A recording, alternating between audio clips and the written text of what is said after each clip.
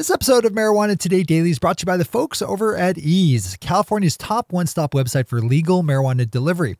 Ease is super excited to now be up and running in the Sacramento area. If you hail from California's state capital, you can now fire up ease.com, spelled E-A-Z-E, to place an order for legal marijuana delivery. From flower to concentrates and from topicals and edibles to CBD pet products and all the various accessories used in the consumption of cannabis.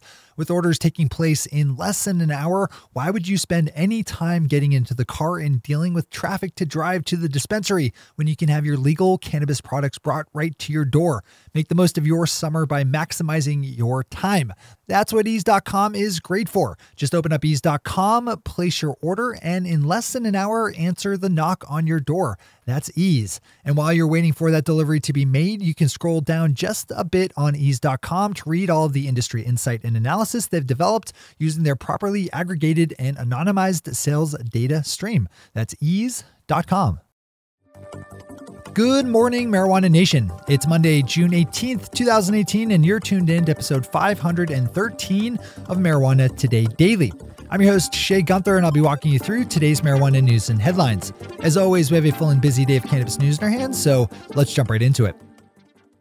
Our top story of the week is a pickup by Tom Angel, who has a good story over at Forbes about a vote held on Saturday by the Republican Party of Texas to approve a number of very pro-marijuana platform planks, most notably one calling for the decriminalization of cannabis.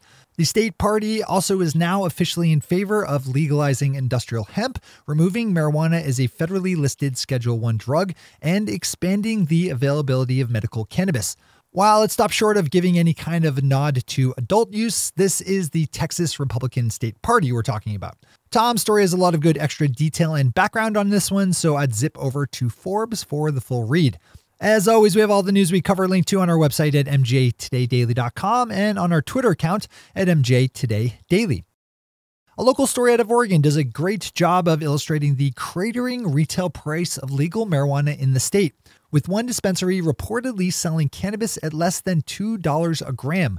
That means an eighth of marijuana will set you back about $7 in the right Oregon dispensaries right now. The falling prices are part of a storyline we've been covering for a while now, with an increase in the number of licensed cultivators contributing to a supply glut that is both driving down legal prices for consumers while also bolstering the illicit market as desperate cultivators divert outside the official system. There are a lot of lessons to be learned in Oregon, so I'd open up this one for the full digest. Rounding out today's top stories is a bit of bummer news out of Rhode Island as the Providence Journal looks at the state's halted plans to expand the number of licensed medical marijuana dispensaries from 3 to 15.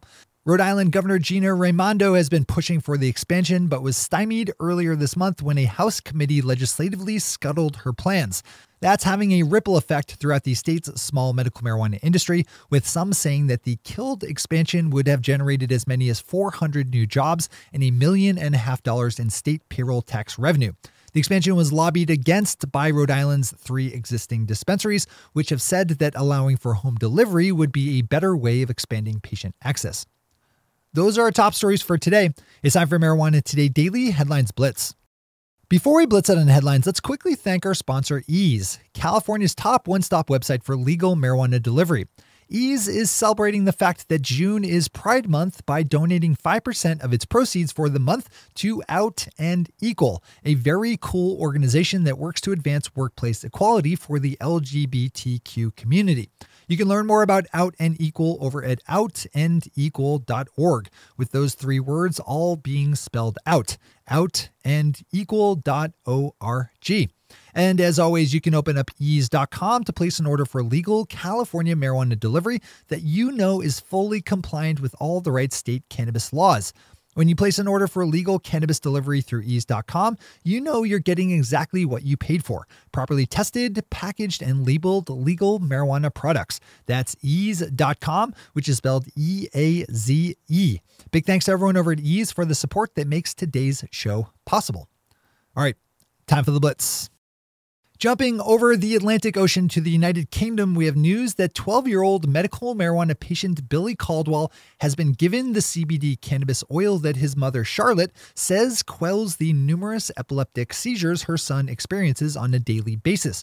We hit on this storyline recently as Miss Caldwell was stopped last Monday on a flight back to the UK from Canada by British customs officials who confiscated the CBD oil that she had publicly announced she would be returning home with.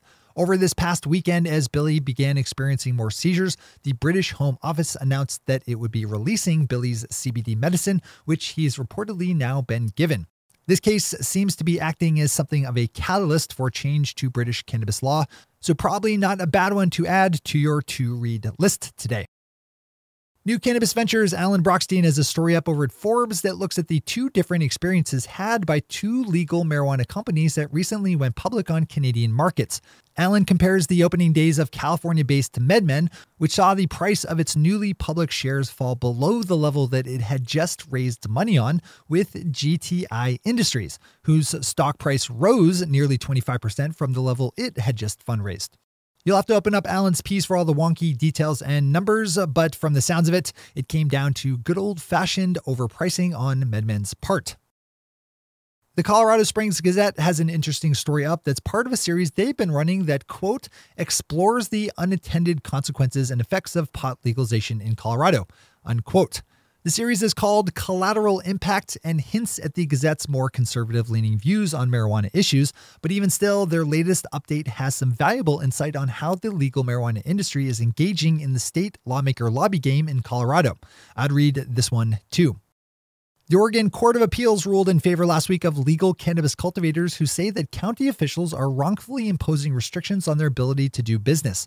The case involved cannabis cultivators and the Oregon County of Josephine, which sought to impose restrictions on commercial marijuana growers with a December ordinance that reduced allowable lot sizes for cultivators and outright banned growing cannabis on smaller rural residential lots.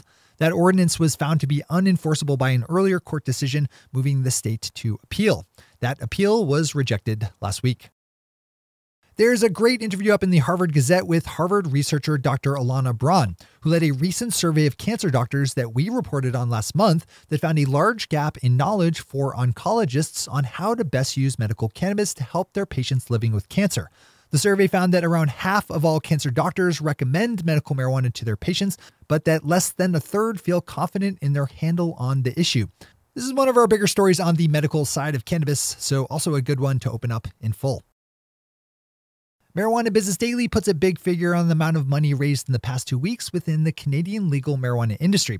As they have it, deals worth just under $900 million Canadian have been announced in the past 14 days up in Canada, with a monster of a deal by Cannabis Growth Corporation leading the pack with a total that Marijuana Business Daily is pegged at $400 million, but that has since been boosted to $500 million, which means that Canadian legal marijuana actually broke the big billion-dollar investment mark for the past 2 weeks.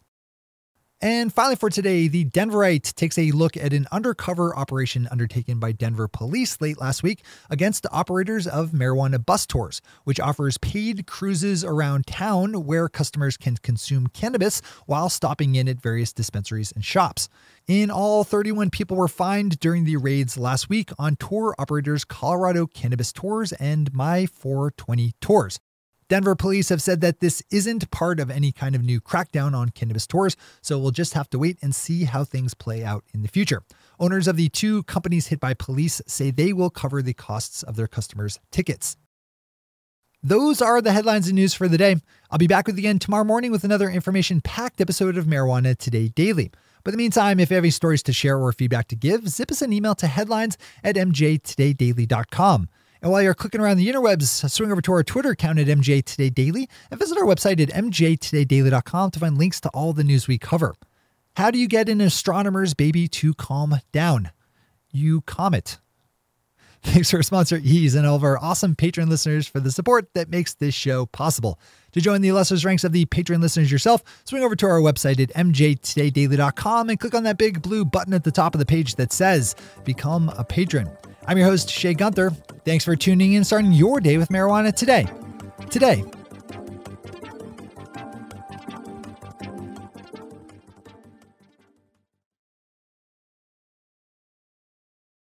One take, Shay. One take.